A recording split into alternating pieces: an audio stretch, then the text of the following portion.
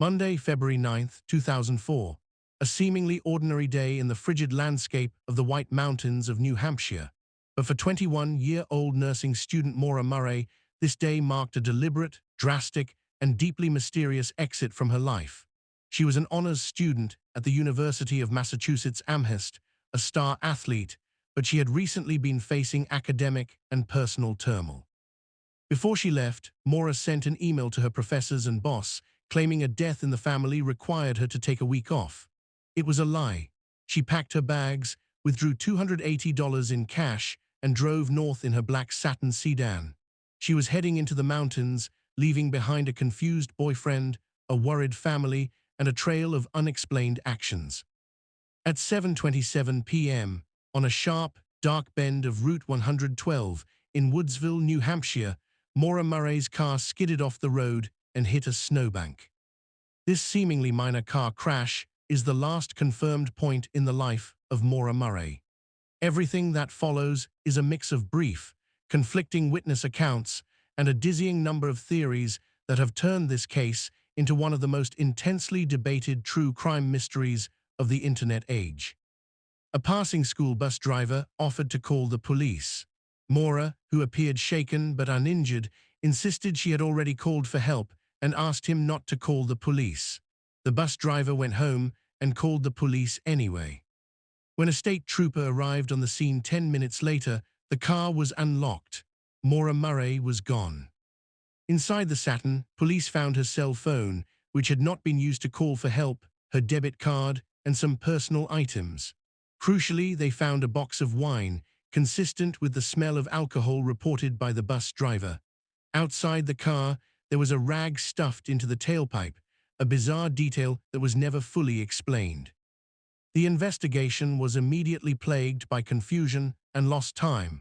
Because the car was simply abandoned, it was initially treated as a missing person case, not a crime scene. What happened in the 10 minutes between the bus driver leaving and the police arriving? This short window of time is the core of the mystery, leading to three dominant theories. Theory 1. The voluntary disappearance. Many believe Maura, distraught over her personal issues, simply decided to vanish. She packed cash, lied to her family, and may have had a rendezvous planned with someone. Did she flag down another vehicle and leave the area to start a new life? Theory 2. Foul play. The rural area of the White Mountains is desolate, particularly in winter. Did she accept a ride from a stranger who later harmed her, or did the person she called or the person she was meeting turn out to be her assailant? The lack of any forensic evidence has always made this theory difficult to prove, but the vast, unforgiving landscape provides endless places for a body to be hidden. Theory 3. Exposure and accident. Having crashed her car and possibly impaired by alcohol, did Maura become disoriented, wander off the main road to avoid the police, and succumb to the deadly freezing temperatures of the New Hampshire wilderness? Extensive searches, however, have never yielded a trace of her clothing or remains. Maura's family has tirelessly campaigned for answers, facing down false leads, internet trolls, and sensationalized reporting.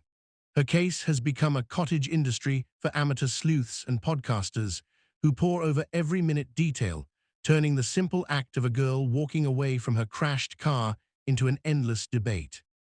Nearly 2 decades later, police have found no blood, no definitive tracks, and no coherent narrative to explain where a 21-year-old college student went on that cold February night. The disappearance of Maura Murray remains a haunting portrait of a young woman's final, desperate flight into the unknown, leaving behind a mystery that continues to frustrate and captivate. Thank you for watching. Like and subscribe. See you in the next video.